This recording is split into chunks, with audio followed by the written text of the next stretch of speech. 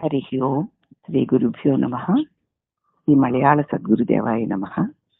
శ్రీ మలయాళ సద్గురు బోధామృతంలో సనాతన ధర్మాన్ని గురించి శ్రీ స్వామివారి ఆశయాలు తెలియజేశారు. దానిలో స్వామివారు అంటున్నారు, సనాతన ధర్మం అంటే ఏమిటి అంది వివరిస్తూ వచ్చారు కదూ. స్వామి ఏమంటున్నారంటే, దేహేంద్రియాదుల చేత విధి ప్రయుక్త సత్కర్మలను అకర్తగా ఉండి చేయడం. దేహేంద్రియాలు ఉన్నాయి మనకి, వాటి చేత విధిలో ఎలా ఉందో అలాగా వీలైనంత వరకు మనం చేసేది ఏమిటంటే సత్కర్మలను చేయడానికి ప్రయత్నం చేయడం, చేస్తూ అకర్తగా ఉండడం. అట్టి కర్మలకి తాను విలక్షణంగా ఉండుట ఏది ఉన్నదో అదే నిజమైన కర్మయోగమని జ్ఞానయోగమని తెలుసుకొనుటయే సనాతన ధర్మము. నిజమైన సనాతన ధర్మం ఏమిటి అంటే, ఈ దేహేంద్రియాలతోటి విధిలో ఏదుందో విధి ప్రయుక్త సత్కర్మలను, ఏది చెయ్యాలి, ఏది చేస్తే ఇది సత్కర్మ అని వేదశాస్త్రాలు విధించాయో ఆ సత్కర్మలని చేస్తూ అకర్తగా ఉండాలి.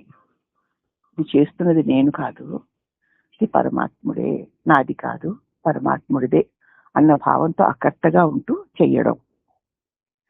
అట్టి కర్మలకి తాను విలక్షణంగా ఉండుట.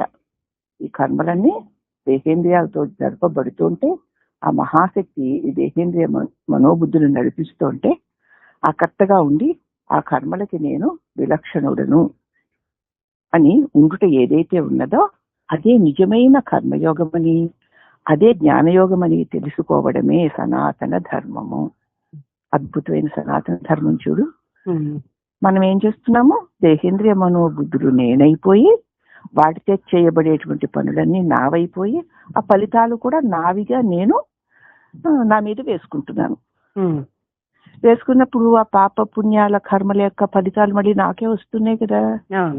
వస్తున్నప్పుడు మళ్ళీ దేహేంద్రియ మనోబుద్ధులతో చేయబడిన కర్మల యొక్క ఫలితాలు నీకే వస్తున్నాయి కనుక వాటిని అనుభవించడానికి మళ్ళీ దేహేంద్రియ మనోబుద్ధులు కలిగించుకుంటున్నావు నువ్వే.